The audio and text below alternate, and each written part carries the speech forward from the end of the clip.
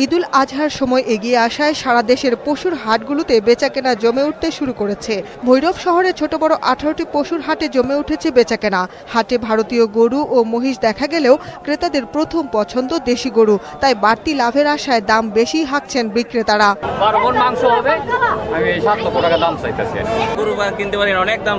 রুগ্ন পশু কিনে ক্রেতারা যাতে ঠকে না যান তাই পশুর হাটে তদারকি করছে স্থানীয় প্রাণী সম্পদ বিভাগ।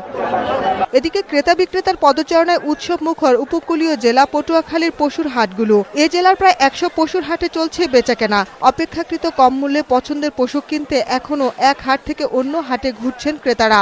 গরু ব্যবসায়ী ও ইজারাদাররা বলছেন এখনো প্রত্যাশা অনুযায়ী দাম পাচ্ছেন না তারা।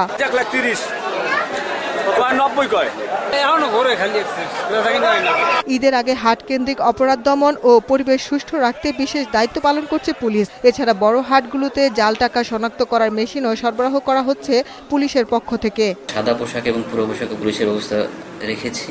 এদিকে সীমান্তবর্তী জেলা দিনাজপুরে এবারের হাটের চিত্র কিছুটা আলাদা। পশু কিনতে অনেকেই শেষ মুহূর্তের অপেক্ষায় থাকায় এখনো জমে ওঠেনি বেচাকেনা। হাটে পর্যাপ্ত পশু থাকলেও দামে বনিবনা হচ্ছে না ক্রেতা ও বিক্রেতার। 50-এর গরু 40,000 বলতেছে। দেশি গরুর দাম বেশি, দেখা যাক সামনে আরো কিছু বাজার আছে দেখবো। এ অবস্থায় লোকসানের আশঙ্কা করছেন ব্যবসায়ী ও ইজারাদাররা। তবে আগামী দুদিন বিক্রি ভালো হলে তা কাটিয়ে ওঠা সম্ভব হবে এমনটাই আশা করছেন তারা। ডেস্ক রিপোর্ট, বৈশাখী সংবাদ।